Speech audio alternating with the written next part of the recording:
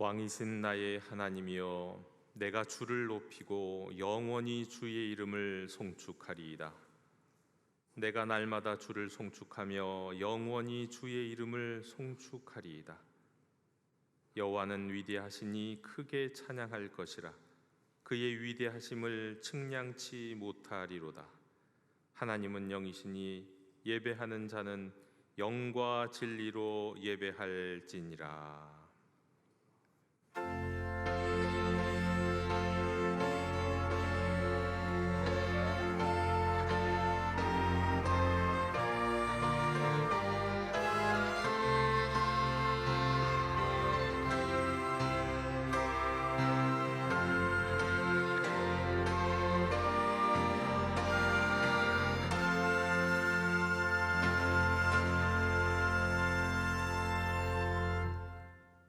어제나 오늘이나 영원토록 변함이 없는 사랑으로 우리를 돌보시는 하나님 아버지, 지난 한 주간을 사는 동안에 저희와 동행하시며 우리의 연약한 손을 잡아주시고 안전하고 평안한 길로 인도하여 주신 은혜에 감사를 드립니다. 주님의 돌보심이 있었기에 한 주간을 견뎠습니다. 주님의 위로가 있었기에 용기를 내어 일어설 수 있었습니다. 그렇게 시마다 때마다 베풀어 주신 은혜만 하여도 말로 표현할 수 없을 정도로 크기만 한데, 오늘은 또한 이렇게 주일을 맞이하여 거룩한 예배의 자리로 불러주시니 더 감사드립니다.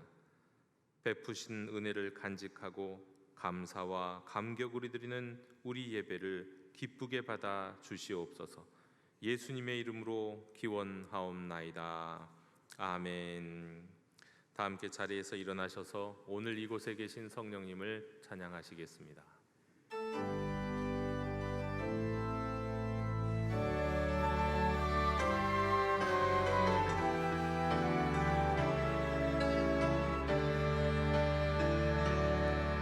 오늘 이곳에 계신 성령님, 우리에게 말씀하시고 우릴 가르치소서. 닫힌 우리 맘 열어주시고 주의 빛으로 밝혀 우릴 인도하소서. 주님보다 앞서지 않고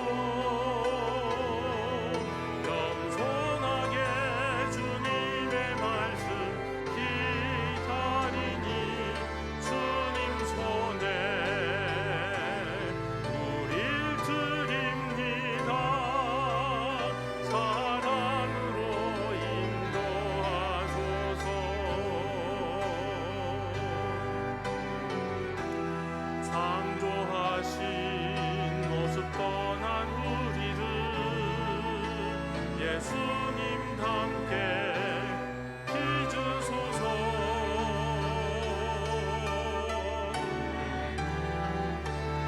주님보다 앞서지 않고 겸손하게 주님의 말씀 기다리니 주님 손에 우릴 드립니다. 사랑으로 인도하소서. 사랑으로 말씀하소서.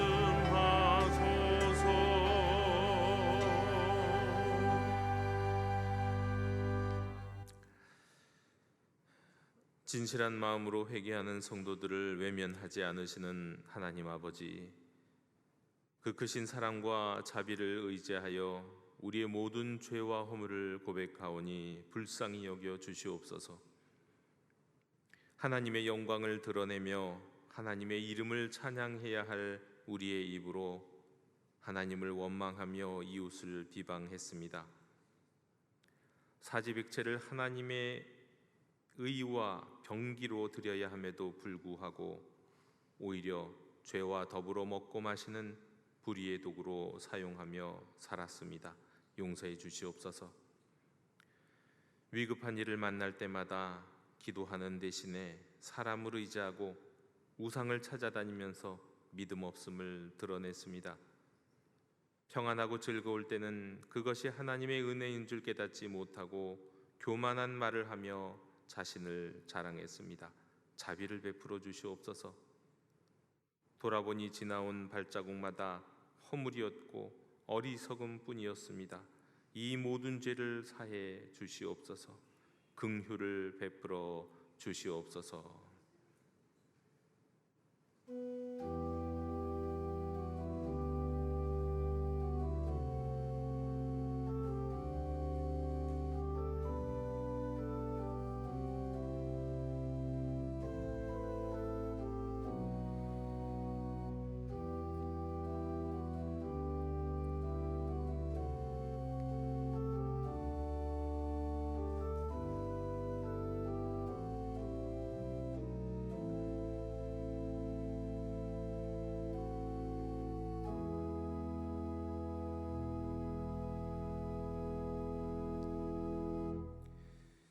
이러므로 내가 네게 말하노니 그의 많은 죄가 사하여졌도다.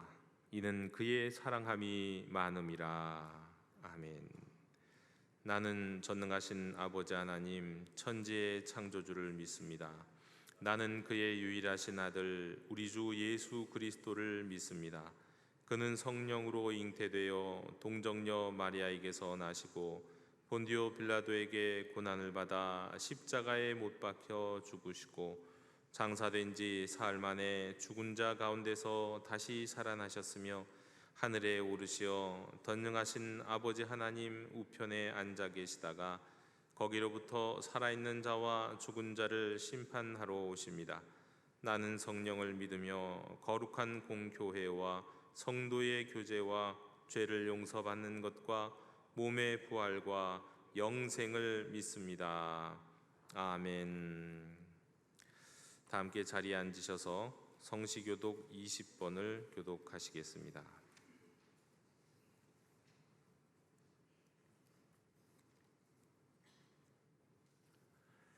너희 의인들아 여호와를 즐거워하라. 찬송은 정직한 자들이 마땅히 할 바로다.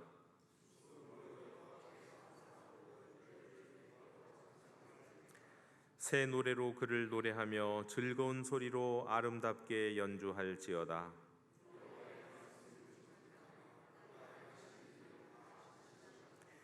그는 공의와 정의를 사랑하시며 세상에는 여호와의 인자하심이 충만하도다.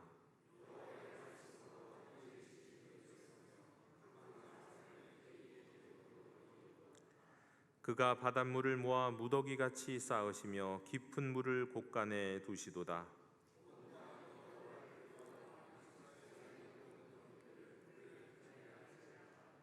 아멘.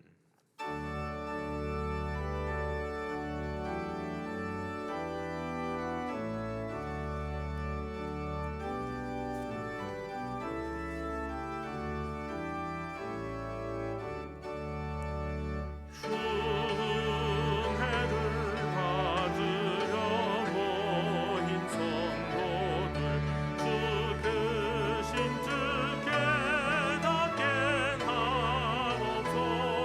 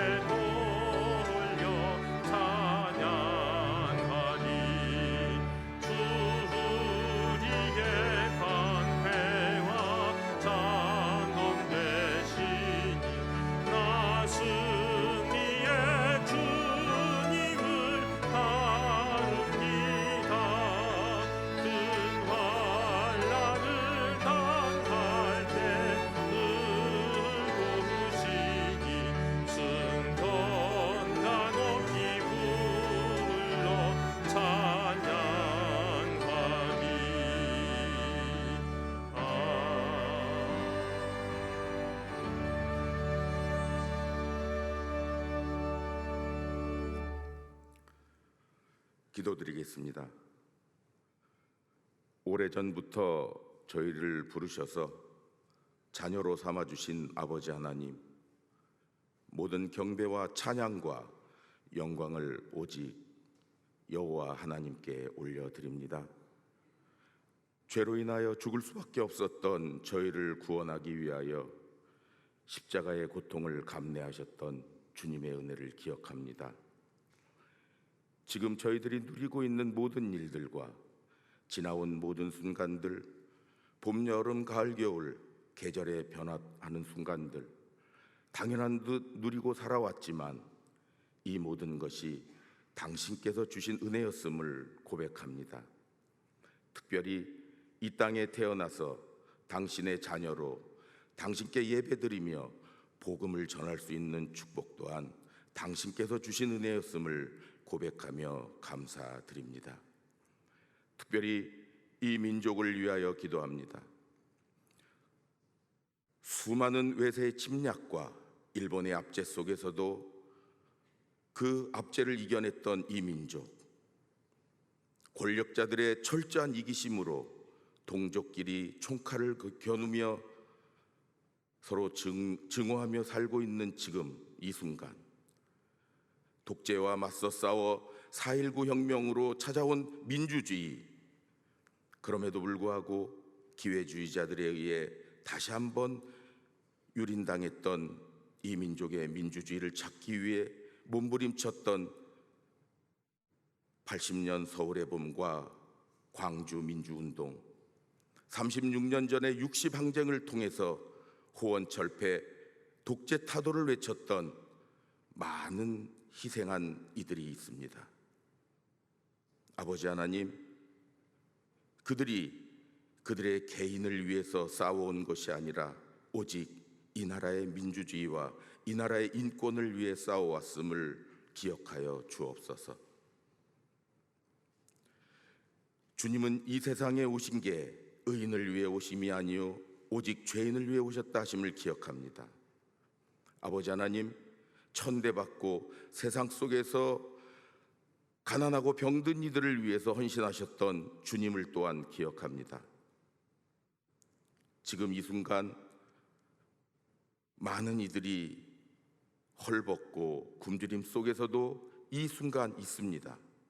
그들을 기억하시고 저희들이 먼저 나서서 어려운 곳에 있는 이들을 되돌아볼 수 있도록 주여 지켜 주옵소서. 특별히 오늘은 이 성전이 당신의 계획 속에서 당신의 피값으로 세워진 68주년이 되었습니다.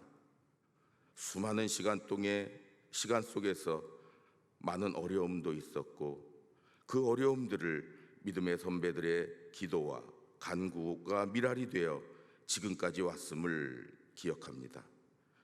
앞으로의 또 60년, 또 100년을 잘 이어갈 수 있는 영도교회가 될 수 있도록 주님 지켜주시고 기도하는 기도대장들의 기도를 들어 주옵소서. 이 시간 예배드리는 성도들 어떤 어려움을 가지고 이 자리에 나와 예배드리고 있는지 저희는 알 수 없으나 주님께서는 아실 줄을 믿습니다. 저들의 기도를 외면하지 마시고 기억하여 주셔서 어떤 아픔이나 고통이 예배가 마치고 돌아가는 그 순간에는 다 해소돼서 내려갈 수 있도록 주님 지켜 주옵소서. 오늘 드려지는 예배 가운데 이곳저곳에서 봉사하는 이들의 손길을 기억하시고 특별히 영도항상불의 찬양을 온전히 받아주셔서 아버지 하나님께서 흠양할 수 있는 찬양으로 받아 주옵소서. 특별히 말씀을 전하시는 목사님께 성령의 두루마기를 입혀주셔서 하늘의 능력을 더하여 주시고 좌로도 우로도 치우치지 않고 오직 주의 말씀을 증거하며 선포하게 하옵소서. 처음 시간입니다. 마치는 시간까지 홀로 영광 받아주시기를 간절히 원하오며 예수님의 이름으로 기도드렸습니다. 아멘.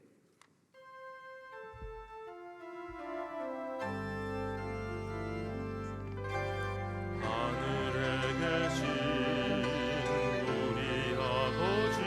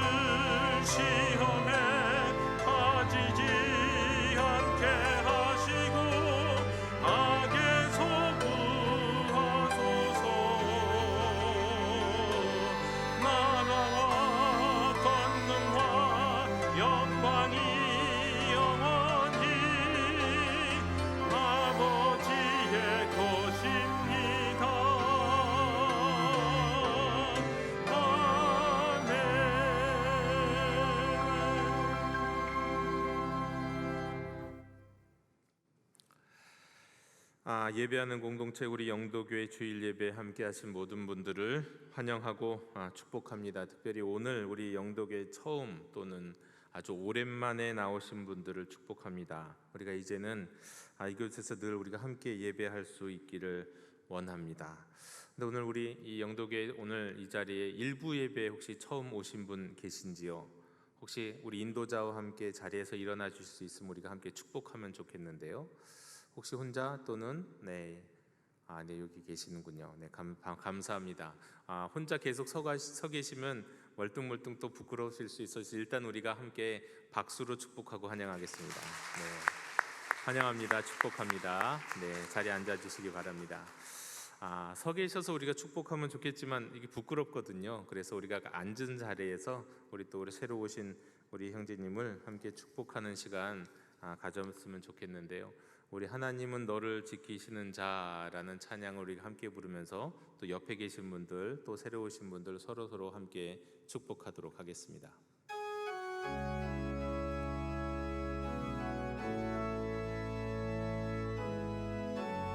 우리 두 손 들고 서로 축복할까요? 하나님은 너를 지키시는 자, 하나님은 너를 지키시는 자, 너의 우편에 그늘 되시니 낮의 해와 밤의 달도 너를 해치 못하리. 하나님은 너를 지키시는 자, 하나님은 너를 지키시는 자, 너의 환난을 면케하시니 그가 너를 지키시리라. 너의 출입을 지키시리라. 눈을 들어 산을 보아라. 너의 도움 어디서 오나. 천지 지으신 너를 만드신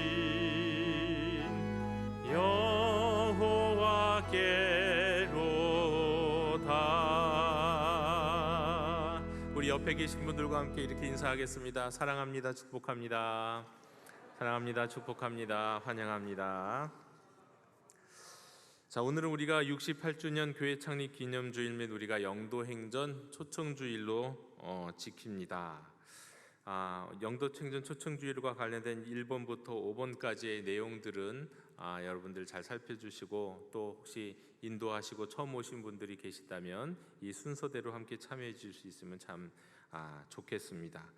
그리고 지난주에 제가 말씀을 드렸는데 오늘 우리가 드리는 우리 교회 창립 기념주일 이 선물은 말씀 캘리그래피라고 말씀을 드렸잖아요. 그래서 여러분들이 오늘 원하시는 말씀 구절을 적으셔서 몇 장 몇 절 이렇게 적으시면 안 되고요. 처음부터 끝까지 정확하게 적어 주셔야 됩니다. 적으셔서 우리 교구 목사님에게 주시면 우리 중간에 쉬는 시간을 통해서 제작을 해서 다음 주에는 꼭 전달을 해드리도록 하겠습니다. 교회 창립 기념주일 말씀 캘리그래피 여러분 꼭 오늘 신청하시고 다음 주에 받아가실 수 있으면 좋겠습니다. 지난주에 우리 상반기 성경 공부가 지난주 또 지지난주에 종강했습니다. 잘 마쳤습니다. 많은 분들이 참여해 주셨는데 감사하고 우리가 이렇게 말씀을 배우는 일에 계속해서 하나가 되어서 그리스도의 장성한 분량까지 이룰 수 있는 우리 성도님들이 다 되셨으면 좋겠습니다. 6월 25일 3부 예배 때 우리 새가족 환영회가 있다는 것을 기억해 주시기 바랍니다. 하나님의 위로를 빕니다. 우리 정현주 권사님의 모친께서 지난 주간에 별세하셨습니다. 우리 장례에 참여해 주신 모든 분들 감사드리고 또 이 모든 과정을 통해서 유족들을 하나님께서 크게 위로하여 주시기를 기도합니다. 이상으로 공동체 소식을 모두 전해드렸습니다. 그리고 오늘 이후에 또 이어서 계속 이어질 초청주일의 여러 행사들을 위해서 여러분 함께 기도해 주시고 또 후원해 주시고 또 도우시는 손길들을 격려해 주셨으면 좋겠습니다. 이상으로 교회 실천 모두 전해드렸습니다. 이제 다 함께 자리에서 일어나셔서 말씀을 위한 찬송을 함께 부르시겠습니다.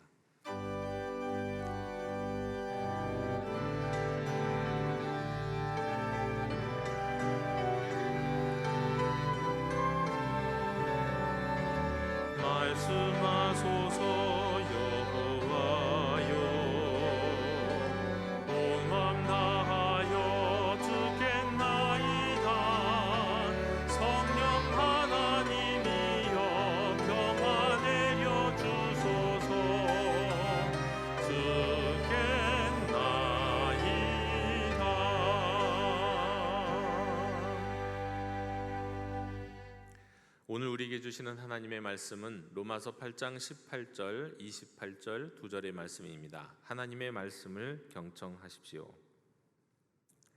생각하건대 현재의 고난은 장차 우리에게 나타날 영광과 비교할 수 없도다. 우리가 알거니와 하나님을 사랑하는 자, 곧 그의 뜻대로 부르심을 입은 자들에게는 모든 것이 합력하여 선을 이루느니라. 아멘. 자리에 앉으시겠습니다.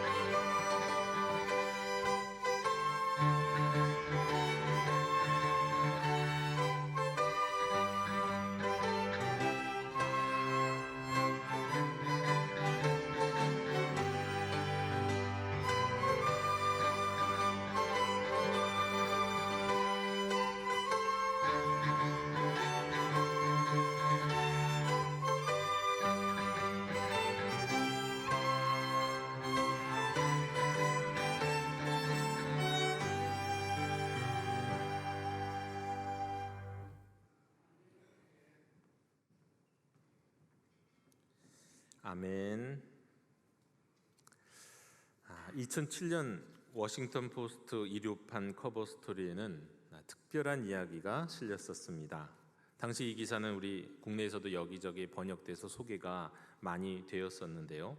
한 사회적 실험에 관한 이야기였습니다. 일단 그 사회적 실험의 주인공은 세계적인 바이올리니스트 조슈아 벨이었습니다. 그가 워싱턴의 한 전철역에서 평범한 옷을 입고 홀로 바이올린 연주를 하는 것, 그리고 그것에 대한 오가는 시민들의 반응이 일종의 연구 대상이었습니다. 일단 이 실험을 통해서 사람들이 어떻게 이 상황들을 지각하는가, 또 개인적인 취향들은 어떤 것인가, 또 우선순위는 어떻게 설정하는가, 사실 이것들이 이루어지는 시간이 부적절한 시간인데 이 부적절한 시간, 너무도 평범한 환경 속에서 이 훌륭한 연주자의 아름다운 연주를 사람들이 감상하기는 할 것인가, 뭐 이런저런 것들을 다 연구하기 위해서 실험을 진행했습니다. 전혀 예상치 못한 곳에서 거장을, 뛰어난 재능을 알아볼 수 있을까, 뭐 이런 기대를 갖고 말이죠. 이 낯선 바이올리니스트, 사람들이 보기에는, 아는 사람들은 알지만 모르는 사람들에게는 너무나도 낯선 바이올리니스트가 출근 시간이 한창인 7시 50분 전철역 안에서 모자 하나를 딱 뒤집어 쓰고는 홀로 연주를 시작했습니다. 연주의 시간은 45분이었는데 그동안 이제 6곡을 연주했습니다. 그때 카메라가 설치되어 있었기 때문에 거기 지나가는 사람의 수도 셌는데 한 1000명 살짝 넘게 이 45분 동안 사람들이 지나갔다고 해요. 그리고 단 그 중에서 7명이 잠시 서서 연주를 연주를 들었고, 그것도 수많은 1000명 넘는 사람 중에서 딱 한 사람이 그가 조슈아 벨이라는 것을 알아본 사람이 있기는 했습니다. 딱 한 명이요. 많은 사람들은 그냥 흘러 지나가며 무관심하듯 지나갔을 뿐입니다. 사실 3일 전에 이 조슈아 벨은 이 보스턴에 있는 이 웅장한 심포니홀에서 연주회를 했었습니다. 그때는 좌석 하나가 $100였어요. 그리고 이 조슈아 벨이 연주한 다음에 많은 사람들이 기립해서 막 박수를 치면서 환호를 하고 그랬는데, 그날 그가 45분 동안 연주하면서 지나가는 이제 행인들에게 받아들인 이 돈, 이게 모자 하나 두고 돈을 받기도 하고 그러잖아요. 그때 받았던 총 금액은 단 32달러밖에 되지 않았습니다. 같은 사람이고요. 사실 같은 바이올린입니다. 심지어는 사실 같은 연주를 하기도 했대요. 같은 연주를 했는데 그곳에서 그를 알아보고 그 음악의 아름다움을 누리는 사람은 거의 없었어요. 1000명이 넘는 사람들 중에 말이죠. 거의 없었습니다. 그 이유는 여러 가지를 생각해 볼 수 있을 겁니다. 일단 장소가 적절했는가, 시간이 적절했는가, 아니 지금 출퇴근 시간에 전철역에 빨리 지나가야 되는 사람들인데 이 우선순위가 지금 빨리 직장에 늦지 않게 가는 게 우선순위인 사람들 앞에서 연주한다는 것, 그 귀에 들어오기는 하겠는가, 이것이 하나고요. 또 사실 사람들이 별로 관심이 없는 클래식을 연주했어요. 클래식도 클래식 나름일 텐데 잘 알지 못하는 곡을 연주했다는 겁니다. 만약에 이 사람이 혼자 그렇게 연주했다 하더라도요, 공원에서 연주했다면 꽤 많은 사람들이 둘러싸고 그 연주를 들었을 겁니다. 또 만약에 익숙한 멜로디, 대중적인 음악을 연주했다면 또 더 많은 사람이 관심을 기울였을 겁니다. 그런데 그렇지 않았다는 거죠. 이 연구를 통해서 많은 것들을 생각할 수 있었고, 이 기사를 쓴 기자는 그 다음에는 퓰리처상을 수상하기도 했었는데요. 자, 이 상황을 보면 우리는 우리 인생이 마치 이와 같지 않을까 하는 생각을 하게 됩니다. 너무도 바쁘게 살아가잖아요. 또 내 관심의 영역이 너무 분명하잖아요. 그리고 나에게 이게 익숙한 것도 아니고요. 그러면 정작 그러다 보니까 익숙하지 않고 관심 영역이 아니고 너무도 바쁘게 살다가 보니까 우리가 스쳐 지나가듯 지나가고 흘려듣듯 듣지만 너무나도 소중하고 너무나도 아름답고 너무나도 가치 있는 것들을 너무나도 많이 놓치고 살고 있지는 않은가. 이것이 우리 인생 아닌가 하는 생각을 하게 됩니다. 여러분, 복음이 그렇습니다. 일상이 너무 바쁘고 내 온 관심사가 다 여기를 향해서 내 관심사가 내 먹고 사는 것, 내 건강, 내 자녀 여기에만 다 집중하고 있기 때문에 영혼을 죽이기도 하고 살리기도 하는, 인생의 목적과 그 마지막에 무슨 일이 일어날지를 담고 있기도 하는, 우리의 모든 죄를 용서받을 수 있는 그런 어마어마한 가치가 있는, 그리고 이 세상에 정말 더할 나위 없는 사랑의 이야기, 그 사랑의 이야기가 담겨있는 이 복음을 우리가 너무나도 많이 놓치고 살아가고 있다는 것입니다. 여러분, 눈앞에 등불을 끄지 않으면 하늘의 별빛이 보이지 않습니다. 등불이 별것 아닌 것 같은 하나의 촛불이라 할지라도 한밤중에 그 촛불이 눈앞에 있으면은요, 하늘의 별빛이 보이지 않아요. 제대로 보이지 않아요. 여러분, 삶의 수단에 우리는 너무나도 집착하고 거기에 매여 살고 있다 보니까 삶의 목적을 잃어버리고 쳐다보지 못하고 정말 소중한 가치를 놓치고 살 때가 얼마나 많이 있는지 모릅니다. 분명히 말씀드릴 수 있는 것, 분명히 말씀드리기 원하는 것은 오늘 우리가 이 시간에 또 나누기를 원하는 이 복음이 잔잔히 생각해 보면 정말 우리 인생에 너무너무 중요한 가치가 있는 것이란 복음이라는 것 사실을 기억하시고 이 복음을 놓치지 않는 그런 시간이 다 같이 되었으면 좋겠습니다. 저는 오늘 말씀, 사도 바울이 로마서 8장 18절과 28절을 통해서 그 사이에서 우리에게 전해주신 이 말씀을 8장 18절과 28절 그 사이에 우리가 잘 알고 있는 나사로의 이야기, 우리 주님이 죽은 나사로를 살리시는 이야기를 그 가운데다가 담아서 이 기쁜 소식을 여러분과 함께 나누기를 원합니다. 먼저 로마서 8장 18절을 다시 한번 제가 읽습니다. 생각하건대 현재의 고난은 장차 우리에게 나타날 영광과 비교할 수 없도다. 일단 고난이에요. 고난. 주제는 고난입니다. 여러분, 고난에 대해서 어떻게 생각하십니까? 진정한 무신론자들은요, 고난은 그야말로 인간이 겪는 고난, 고통, 이건 아무 의미도 없는 거라고 말합니다. 그리고 아무런 희망도 없다고 말해요. 진짜 무신론자들은요.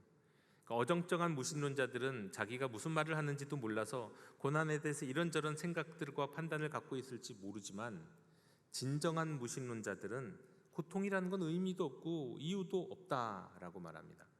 대표적으로 유명한 리처드 도킨슨 같은 경우는요, 이 우주에는 본질적으로 어떤 계획도 없고 어떤 목적도 없고 알고 보면 악도 없고 선도 없고 앞이 하나도 안 보이는 내공한 무관심만 가득한 세상이다, 그렇게 얘기해요. 제대로 된 무신론자예요. 정말 하나님이 없다고 생각하는 사람은, 신이 없다고 생각하는 사람은 이런 결론에 이를 수밖에 없습니다. 무신론자에 따르면 인간이라고 하는 것은 또 가만히 보면, 인간의 자아 같은 것도 가만히 보면 사실상 원래 존재하지 않는 거라고 말해요. 인간성이라는 망상을 탑재한 컴퓨터와 같은 존재, 그러다가 어느 점 망가지고 사라버리는 존재가 인간이다. 의미 없다. 고난도 의미가 없는 거다. 무신론자들은 그렇게 말합니다. 자, 불교에서는 어떻게 말할까요? 불교의 경우, 자, 우리가 잘 알고 있는 붓다. 자, 부처는 한 예언자가 이 붓다에 대해서 이런 예언을 했답니다. 왕자가 언젠가는 궁전을 떠나서 왕국을 등질 것이라고요. 그래서 그 아버지 왕이 그 얘기를 듣고는 어떻게 해서는 일찍부터 그 왕자가 궁전을 떠나지 않도록 하기 위해서 계속해서 행복하게 해주려고 막 했습니다. 젊고 아름다운 공주와 결혼하게 했고, 또 역시 아름다운 후궁들을 막 함께하게 하면서 안락한 궁전 생활을 떠나지 못하도록 하려고 했어요. 그런데 왕자 붓다가 삶이 지루해져 버렸어요. 그래서 마차 타고 밖에 좀 다녀올 수 있게 해달라고 왕에게, 아버지에게 이제 설득을 합니다. 이를 이제 결국 아버지가 들어줄 수밖에 없게 돼서, 왕이 생각한 건 뭐냐면, 내 아들이 밖에 나가서 불행을 접하면 안 되니까 이런 명령을 내려요. 늙고 아프고 몸이 불편한 백성은 집 밖으로 아예 나오지 마라. 내 왕자가 돌아다니는 동안 말이죠. 그러나 그 왕자가 행차하는 가운데요, 한 노인을 만났어요. 만난 게 아니라 노인을 봤어요. 그 노인을 본 왕자는 깨닫습니다. 누구나 다 나이가 드는구나. 생로병사에서 나이가 드는구나. 또 행차하는 과정 속에서 그 다음 날에는 아픈 사람을 봐요. 그러면서 그 아프다는 것, 질병이라는 것이 이런 것이구나. 병을 알게 되는 거죠. 그 다음에 세 번째 날에는요, 죽은 사람을, 시체를 보게 돼요. 그러면서 두렵게도 누구나 결국은 다 죽게 되는구나 하는 걸 배웁니다. 그래서 생로병사를 다 배워요.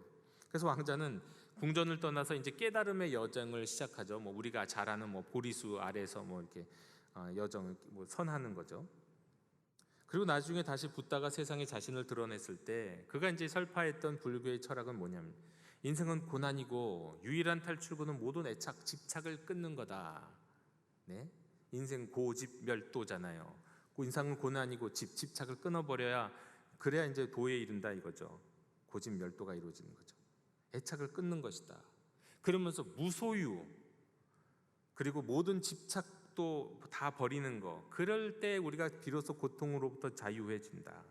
사랑하면 그것도 사실은 애착이에요. 애착을 가지면 상처받고 고통스러워요. 그러니까 사랑도 소유하면 사실 안 되는 거예요. 이게 사실 어떤 면에서는 심리적으로 맞는 부분도 있지만, 문제는 뭐냐면 이렇게 집착을 버리고 못 버리고 하다 보면 심지어 소중한 것도 버리게 되거든요. 소중한 것도 버리게 돼요. 한마디로 상처받지 않겠다고 사랑하지도 못하게 되는 일이 벌어질 수도 있는 거예요.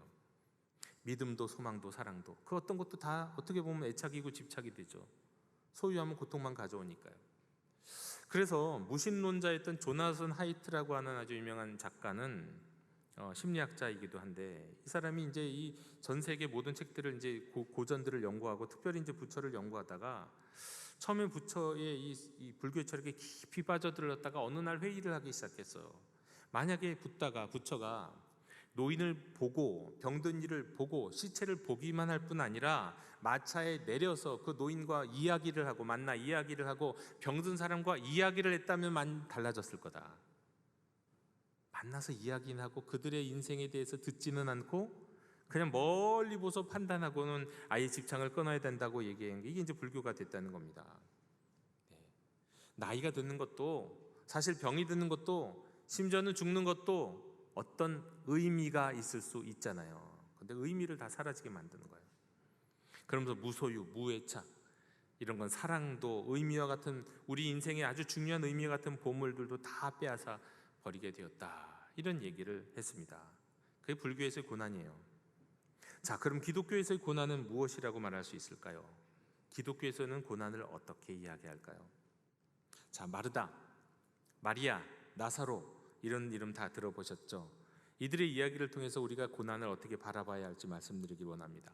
일단 마르다와 마리아와 나사로는요 오누이예요. 나사로가 이제 큰 오빠인 것 같고요.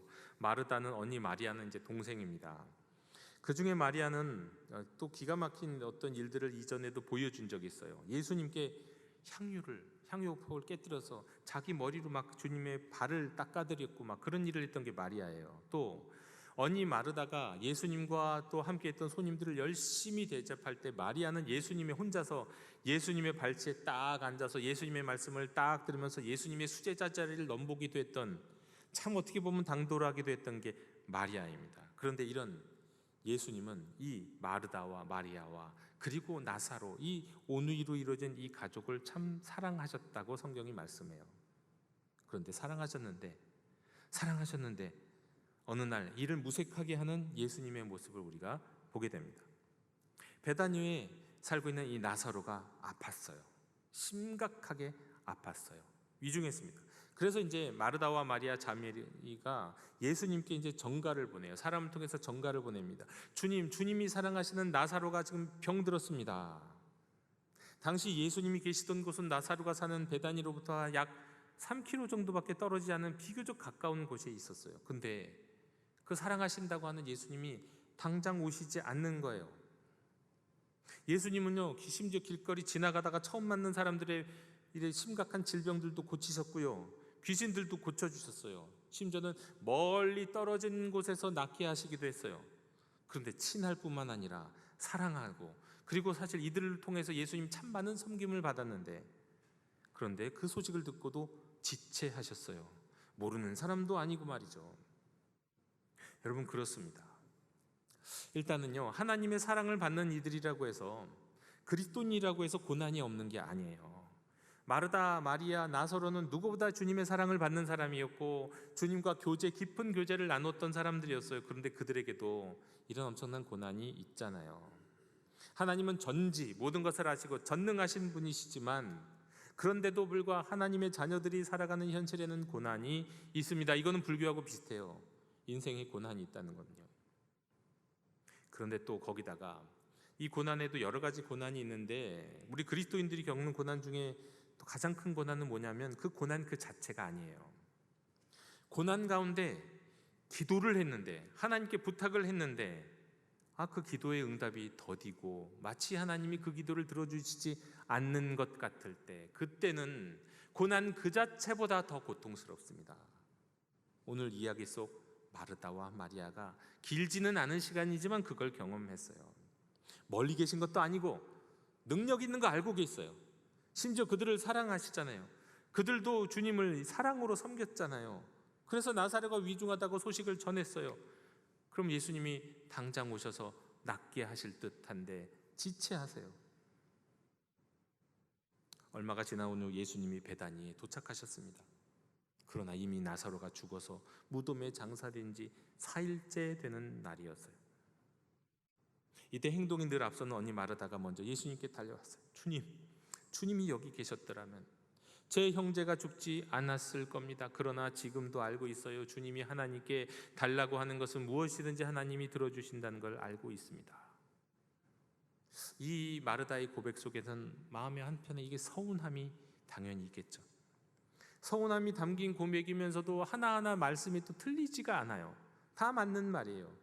맞는 말인데 또 마르다가 그런 고백을 했는데, 마르다도 사실은 자기가 무슨 고백을 하는지도 제대로 또 다 알고 있던 것도 아니었던 것 같아요. 그래서 예수님이 딱 대답하시잖아요. 내 오라버니가 다시 살아나리라.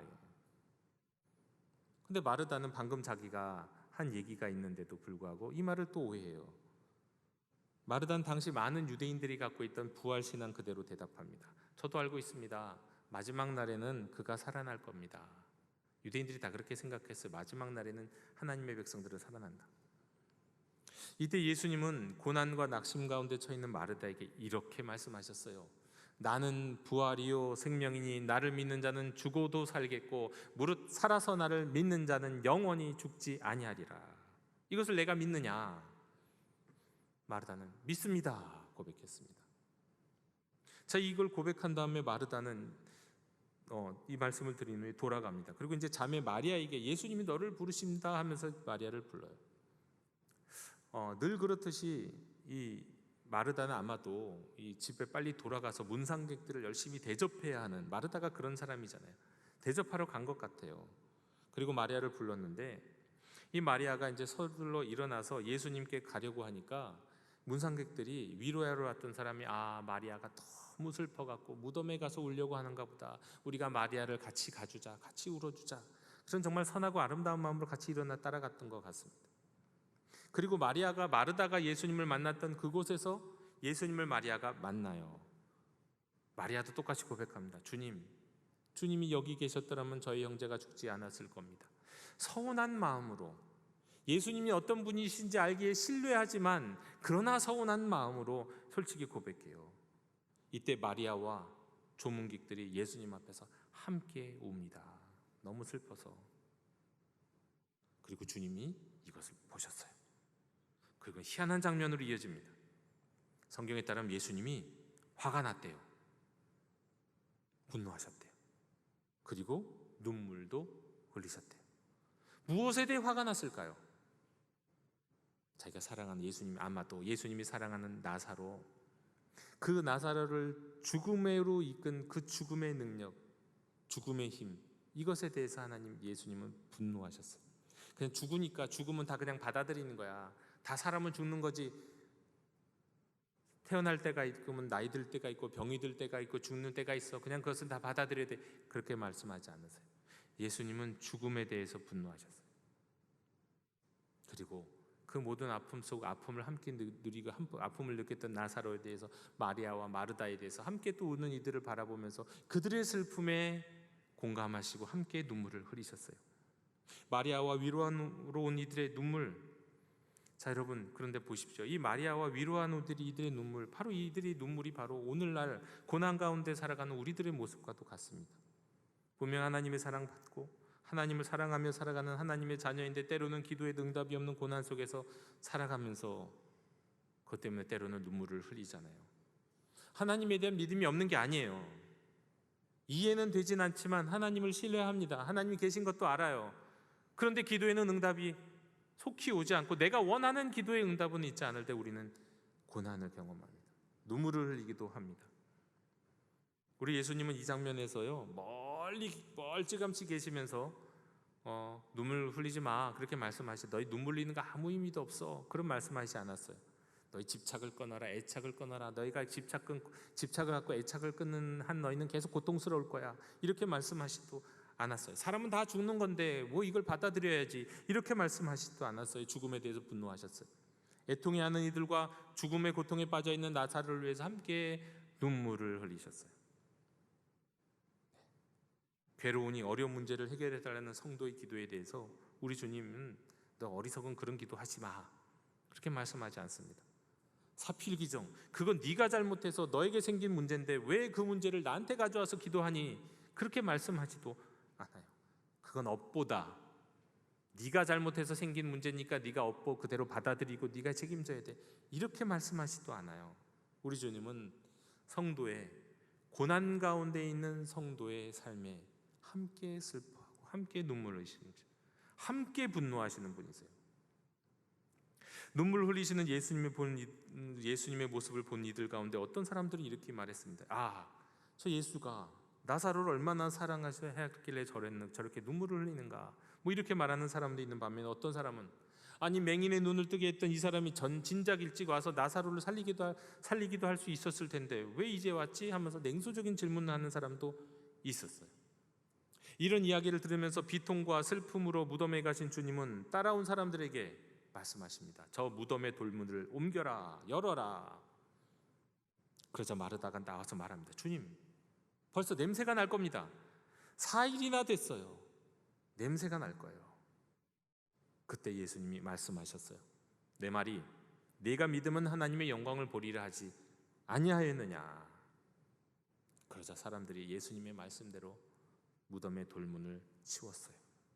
그리고 예수님은 기도하셨어요. 그리고 나사로를 부르셨어요. 그러자 나사로가 나왔어요. 나사로가 돌아다니면서 많은 사람들을 놀라게 했습니다. 로마서 8장 18절, 내가 세 번역으로 번역하면 이렇습니다. 내가 생각하기에 사실 지금 이때의 고난은 장차 우리에게 나타날 영광에 견주면 아무것도 아닙니다. 나사로와 마르다와 마리아가 겪었던 고난, 예수님의 사랑을 받고 예수님을 사랑하고 예수님께 헌신하고 기도했지만 그러나 어쩔 수 없이 그들이 경험하게 된 질병의 고난, 그리고 또 즉시 응답받지 못했던 이 고난을 받았던 이 세 사람, 이 세 사람은요, 고난의 중심에서도, 물론 나사로는 잠시 제외하고, 이들은 고난의 중심에서도요, 예수님을 믿었습니다. 미처 다 알지 못하고 상상하지도 못할 주님의 말씀을 들으면서도 일단 믿었어요. 그게 무슨 뜻인지도 잘 모르면서, 나는 부활이요 생명이니 나를 믿는 자는 죽어도 살겠고 무릇 살아서 나를 믿는 자는 영원히 죽지 아니하리라. 이 말씀이요, 그 뜻이 무엇인지 다 알지 못했지만 붙잡고 믿었고 끝까지 신뢰했습니다. 그러자 하나님의 영광을 보리라던 예수님의 말씀대로 사도 바울의 고백처럼 그들은 영광을 보게 됐습니다. 죽은 지 나흘 된 나사로가 살아나는 영광을 보게 돼요. 그때 고통과 고민과 고뇌 속에서 슬퍼하던 마르다와 마리아, 그들은 그 고통의 순간을 다 잊어버리게 됩니다. 비록 나사로가 다시 산 것은 부활은 아니에요. 소생이에요. 왜요? 다시 결국은 죽을 거니까. 그리고 이 나사로를 살리심으로 성도들에게 이 부활을 앞당겨서 부활의 기쁨을 누리게 하시면서 부활의 미래를 경험하게 하셨을 때 이들의 고통은, 이들의 고난은 다 잊혀집니다. 여러분, 장차 모든 하나님의 자녀들에게 약속하신 부활, 우리를 위하여 십자가에서 죽으시고 죽은 자 가운데서 유일무이하게 부활하셔서 하늘에 오르사 하나님 우편에 계시고 반드시 다시 오실 예수님의 부활처럼 우리 모두 부활하게 될 때, 나사로가 소생하였을 때 그 마르다와 마리아와 사람들이 놀라고 기뻐했던 그 모든 기쁨들과는 비교할 수 없는 큰 놀라움과 기쁨의 영광을 누리게 될 겁니다. 우리들이 말이죠. 로마서 8장 28절, 우리가 알거니와 하나님을 사랑하는 자 곧 그의 뜻대로 부르심을 입은 자들에게는 모든 것이 합력하여 선을 이루느니라. 여러분, 고난 가운데서는 그게 다 무슨 뜻인지 미처 다 알지는 못했어요. 그러나 믿음으로 신뢰함으로 주님의 약속을 붙잡고 인내하다가 마지막 순간에 그 하나님께서 약속하신 영광의 순간에 이르게 되면, 내 인생 전체를 돌아보니 모든 일들이 다 한데 어우러져서 좋은 결과를 이루게 하시는 것이었구나, 선한 결과를 이루게 하시고자 하는 것이었구나. 심지어 고난의 순간에도 하나님이 멀리서 지켜보신 줄 알았는데 그게 아니었어요. 우리 곁에서 우리와 함께 울고 우리와 함께 슬퍼하시는 분이었구나.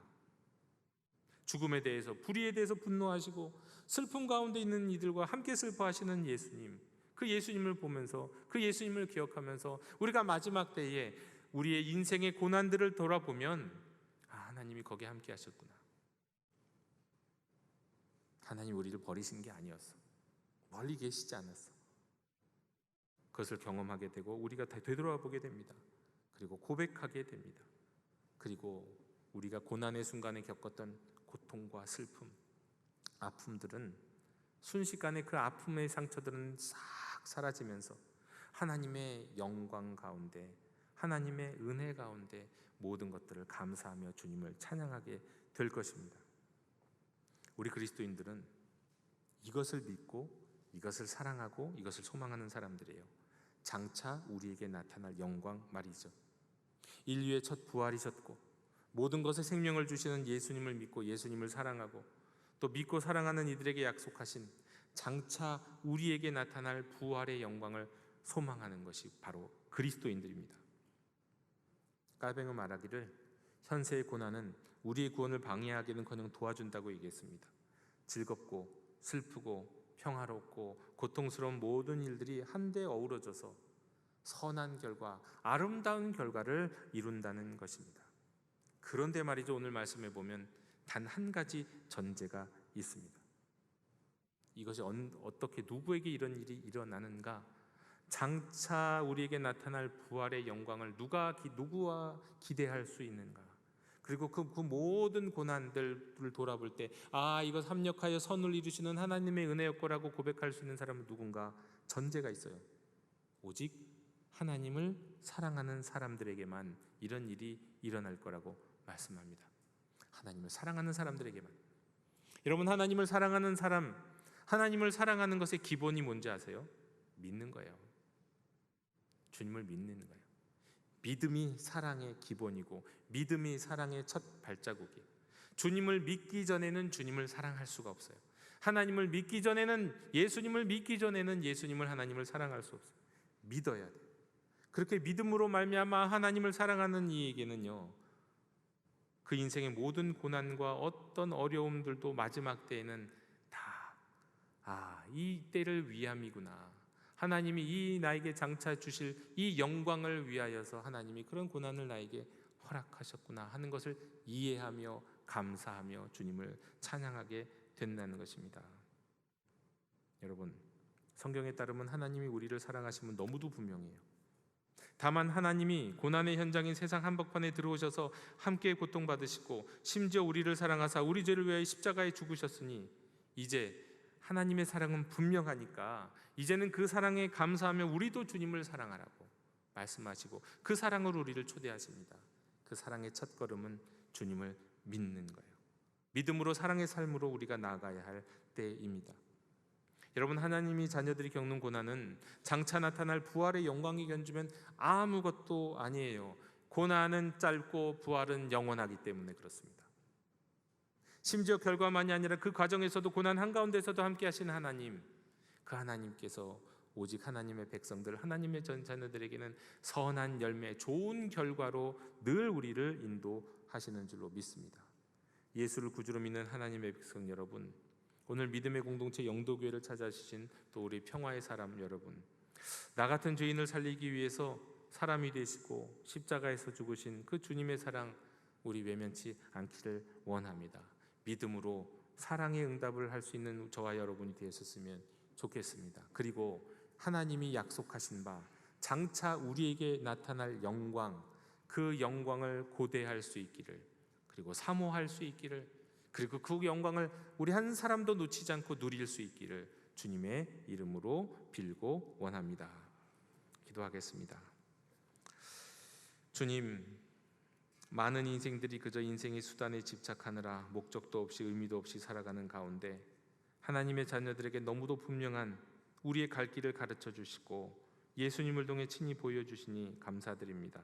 모든 것을 합력하여 선을 이루게 하시는 하나님의 선리를 신뢰하면서 현재의 고난을 이길 수 있도록 인도하여 주옵소서. 장차 우리에게 나타날 영광, 부활의 삶을 사모하며 살아가는 저희들 될 수 있도록 주장하여 주옵소서.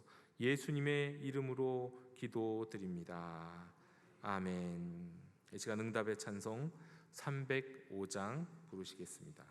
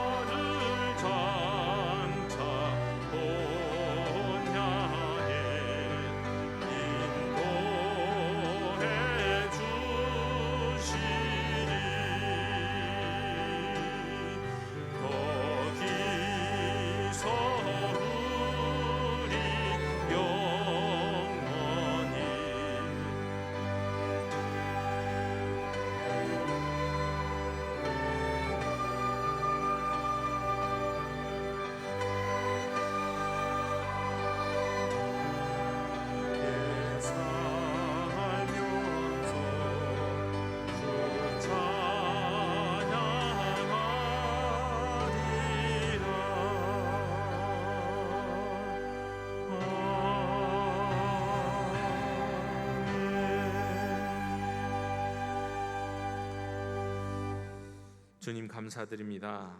영도행전 초청주의를 맞아 하나님 나라의 잔치를 베풀어 주시는 것과 온 성도와 초청받은 평화의 사람들이 기쁨을 함께 누리며 예배하게 하여 주신 것 감사드립니다. 영도교회 창립 68주년을 맞이하여 예배 가운데 드리는 모든 예물과 헌신을 즐거이 흠양하여 주옵시고, 우리 영도교회가 성령 안에서 말씀에 순종하며 안으로 밖으로 다음으로 가는 건강한 교회 되게 해 주옵소서. 예수님 이름으로 감사드리며 기도하옵나이다. 아멘. 다 함께 자리에서 일어나셔서 결단의 찬양을 함께 부르시겠습니다.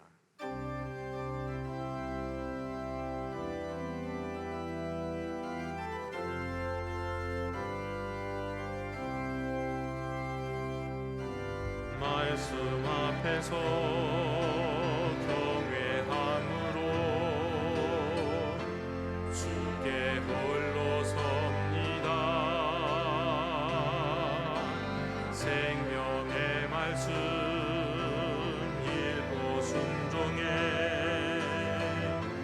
주를 예배합니다. 기록된 말씀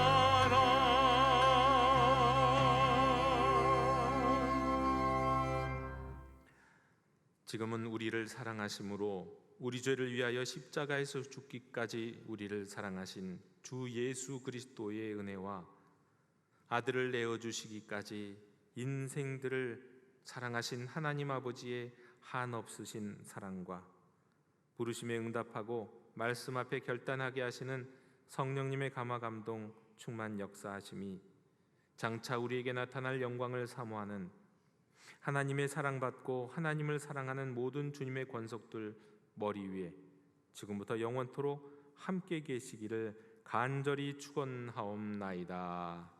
아멘.